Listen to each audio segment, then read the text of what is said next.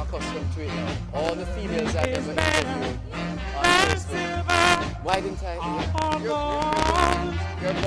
You're born beautiful. Let's go, students. Thank you so much for staying with us here on your program, Both Sides of the Story, Power 106 FM. I'm Dervan Malcolm. We're live at the 2017 edition of the Joint Committee for Tertiary Education Annual Education, TVET. Whenever you hear TVET, listeners, we're talking about technical vocational education and training. It's all happening here at the Holiday Inn Resort in the Friendly City. It's still the Friendly City. Some people are trying desperately to change that, but they will not win. They will not succeed. This is the Friendly City. Take that. Okay, let's continue our discussions here now. Dr. Charlene Ashley has joined us. She's international business strategist and marketing consultant.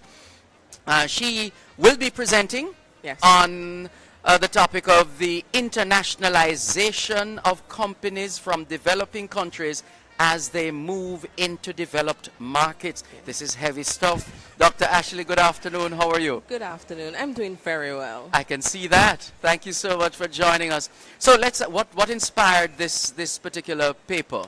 Well, as you can see, I work in the international market. I love doing international work, and it really is an area of specialization, and a lot of people don't quite understand that.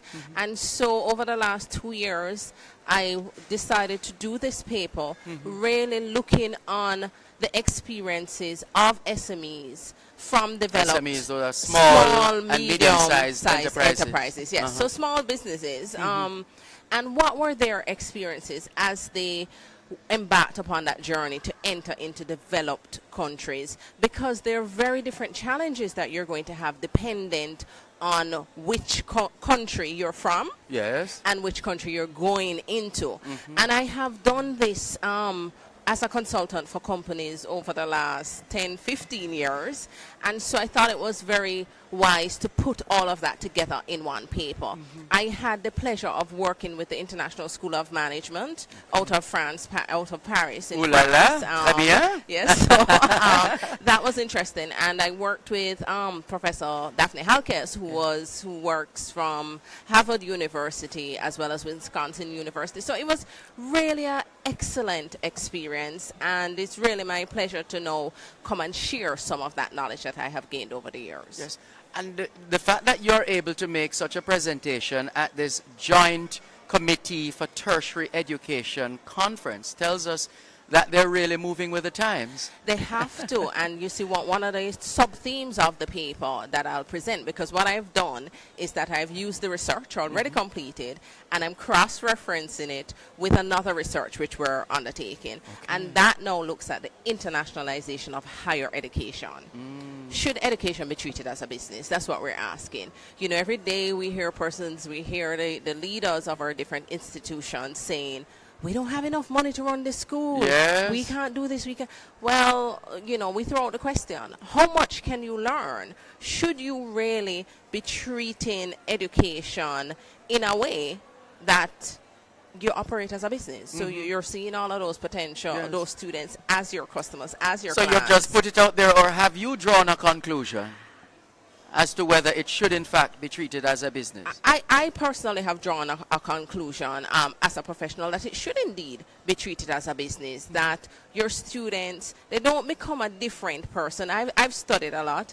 I am not a different person because I am a student versus when I'm in my real life where I want to have things presented in a certain manner.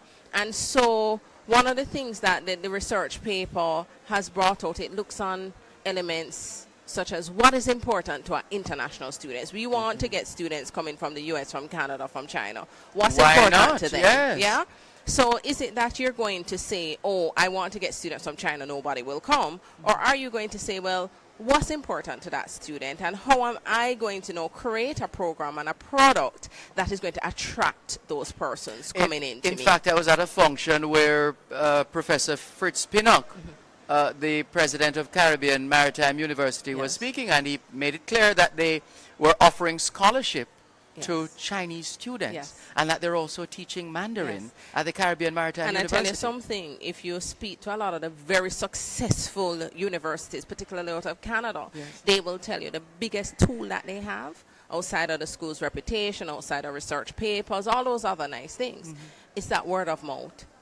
So it's the students who have attended their university And having and experience. have experienced it, and they go back and they say, listen, this is what my experience that is has been." priceless. Yes, so the research has shown things like students consider safety in the country that they're going to Yes. as a priority. Yes, we have a lot of work to do there. Ease of, Yes. we have a lot of work to do. Language barriers. They look on the accommodation. Yes. They look on, there's so many different issues they look at. And believe it or not, and I know a lot of people will disagree with me, but this is research that is documented. And it shows that after the top 7, you know, they how they're going to get on with their lecturers, they look on their accommodation, they look on the finances, they're then looking on the content. However, if you look at how our institutions advertise and how we message to our students, we tell about the content. And so you realize that there's a paradigm shift in how we do business, how we educate our students, how we attract students coming in. That will have to take place if we're going to be successful in this internationalization process. Absolutely. Yeah. When do you actually make your presentation? I made the presentation tomorrow at 1 o'clock. Okay.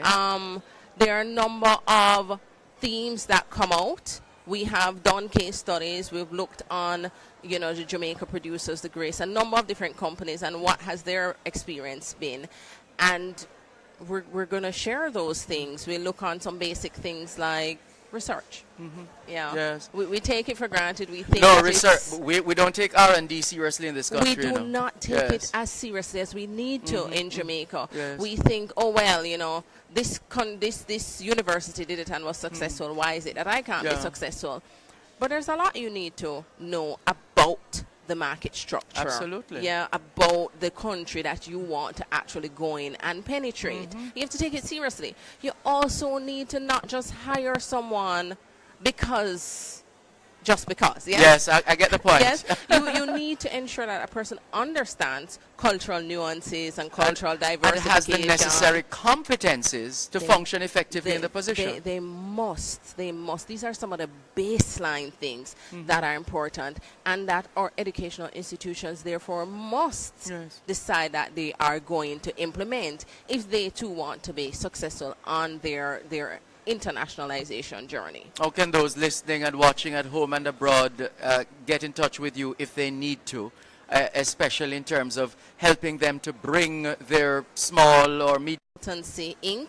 So the Consultancy inc.com, Okay. or they can email me directly, cashley@theconsultancyinc.com. Excellent. Sounds Yes. good. Good to see you again. It's been a while, Thank Charlene. you very much. It's always my pleasure, Dervan, to Thank sit you. and chat with you. Same here. All right. All right. Take care. That's Dr. Charlene Ashley, International Business Strategist and Marketing Consultant.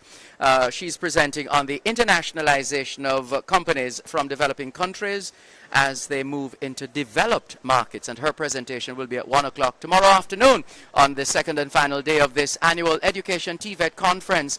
Like us, watch more videos, and subscribe, please. Visit our website, follow us on LinkedIn, Facebook, Twitter, and Instagram.